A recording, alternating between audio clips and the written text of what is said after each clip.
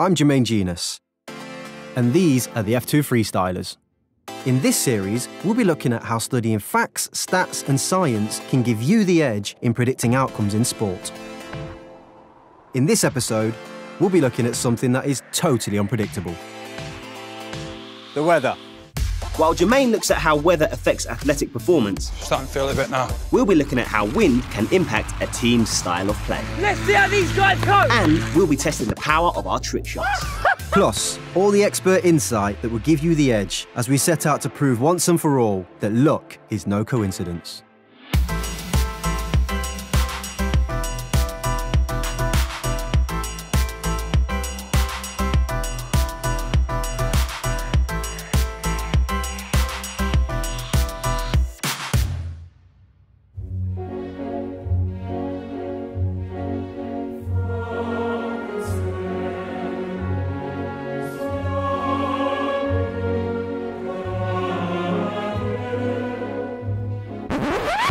That's all really nice, lads, but could you do it on a cold, wet Tuesday night in Stoke? Jay, it's not even Tuesday, mate. And we're not even in Stoke.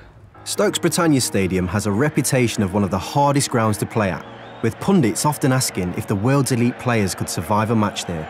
So what is so special about a cold, wet Tuesday night in Stoke? The thing that was so bizarre and unique about Stoke is that when you went out and someone said which way is the wind blowing, you couldn't say. You know, the litter would be coming from the stands and it'd be blowing all over the place, you know, it'd be blowing a gale. And for the visiting teams, they didn't know what to do. And then they'd get into the tunnel and all of a sudden the noise would hit them. And you could physically see some of the teams beaten before it even got on the pitch. Me personally, it was one of my least favourite grounds to play at. I've been all over the place, Old Trafford, Anfield, the Emirates, won everywhere, but I don't think I've ever won at Stoke in my career. There's gaps in the stadium that allow the wind to come in. It can be raining or snowing at any moment. And we knew if we tried to go toe-to-toe with a lot of teams in the Premier League football, getting the ball down and play, that we'd be getting relegated straight away. So we used the conditions to our advantage because it suited our style of play. Whether it's Stoke, the summer temperatures of France, or even the extreme heat of future international tournaments such as Qatar, success on the pitch is going to depend increasingly on the ability of the team and its players to adapt to these challenging conditions.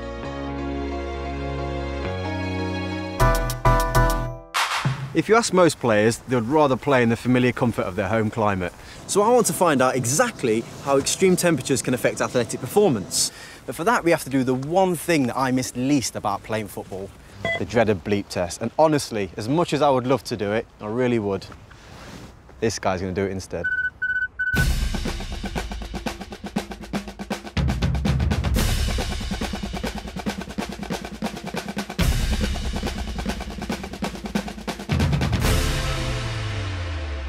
The bleep test is done by putting two cones 20 meters apart, and you run between each cone to the sound of a bleep, and you start at 8.5 kilometers an hour, and every minute we increase it by half a kilometer until you can't make it between the cones. That tells us your bleep test score. Danny is going to be performing 3 bleep tests, one on a damp London sports field, one in a sub-zero snow dome, and one in the baking heat of the Dubai desert.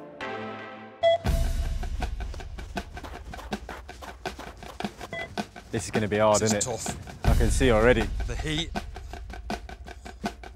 Danny Higginbottom is a trained athlete, so his capacity to do endurance running is very high. He'll have been doing bleep tests for over 20 years. Now the wind comes.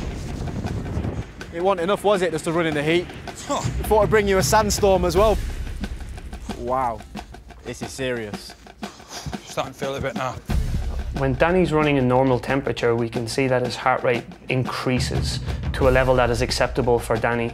When he's in the cold conditions, we also see that his body can tolerate working in these conditions. But as soon as he starts running in hot conditions, his unsuitability to that environment means that his heart rate spikes very, very quickly, and his body can't recover.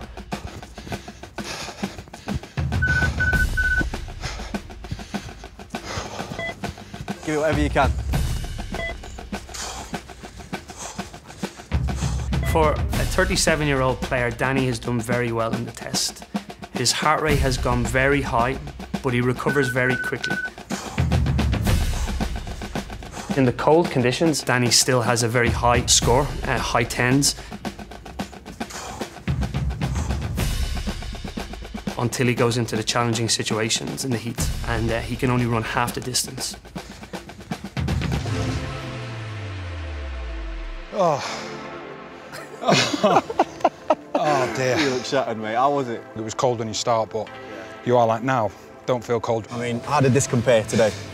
It's actually better. Yeah? All right, the temperature's cold, but there's no wind, there's no rain, so you can get into a bit of a rhythm. You've done all three now. Out of the three, would you say this was the hardest one? I thought it would be the most difficult, but not by the distance that it is. It was ridiculous. I mean, it's absolutely, it's roasting out here and it's seriously hot. It was definitely the toughest one.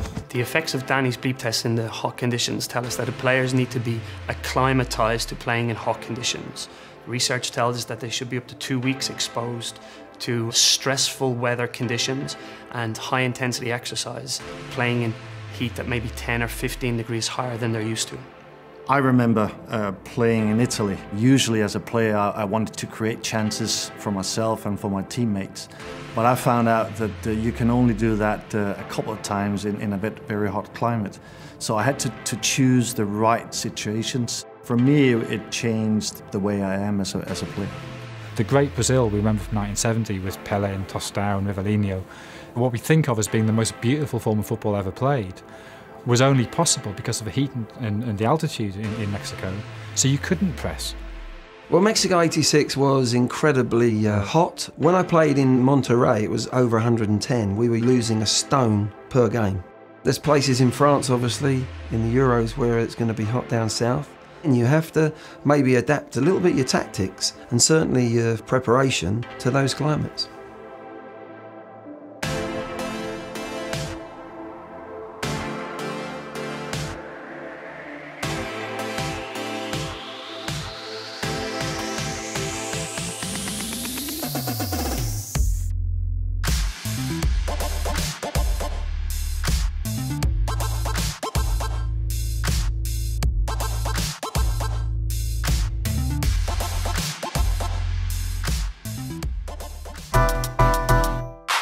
As you can see, extreme weather can really affect the game, particularly wind. To find out just how much, we're going to meet 5 of football's biggest fans.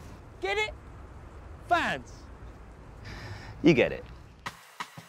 We're in southeast London, where a 7-a-side team known for their natural short passing game will face opponents that love long ball tactics in a game of 2 very different halves. So, Jez, the first half's about to kick off. In the first half, we've got no wind. The Oranges are playing short football, the Blacks are playing long ball. Let's see which team fares the best.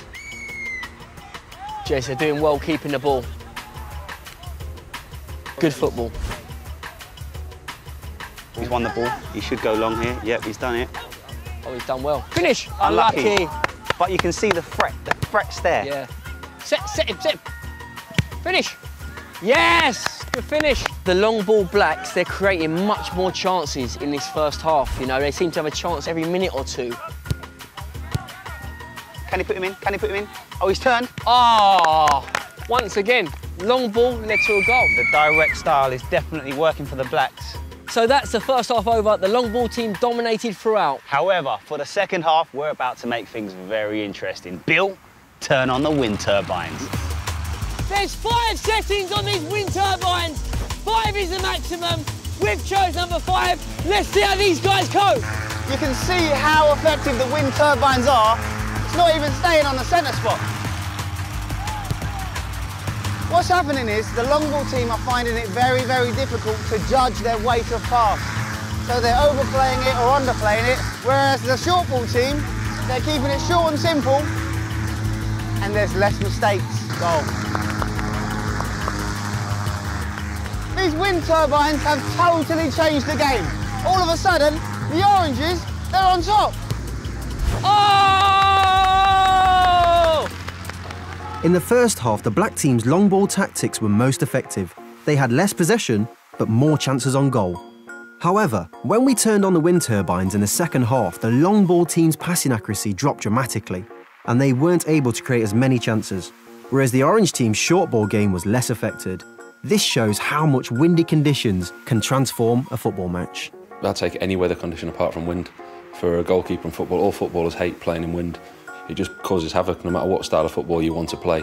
The wind was something that was very difficult because if the ball was coming along from the opposition, you've got to try and judge it, and that could be very tough. Jurgen Klopp's been talking about this season, and something Arsene Wenger talked about when he first arrived, is the wind in England, that it makes it hard to train.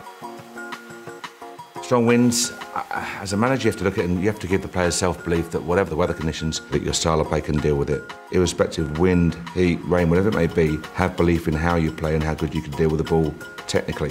Personally, I quite like playing into the wind because I knew I had the ability to drop the ball in behind and use the wind. So it's a mental thing. You have to adapt and have turned whatever the elements are giving you into a positive.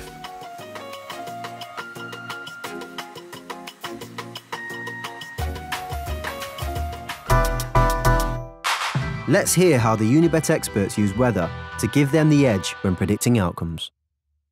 The weather will have a crucial impact on the outcome of football matches, so it's vital to check the forecast before placing your bets. You have very hot conditions, like in Brazil. You have a different weather in Rio or in Amazonas, and the games in Amazonas, they was very slow with a low score. I like to bet under 2.5 goals.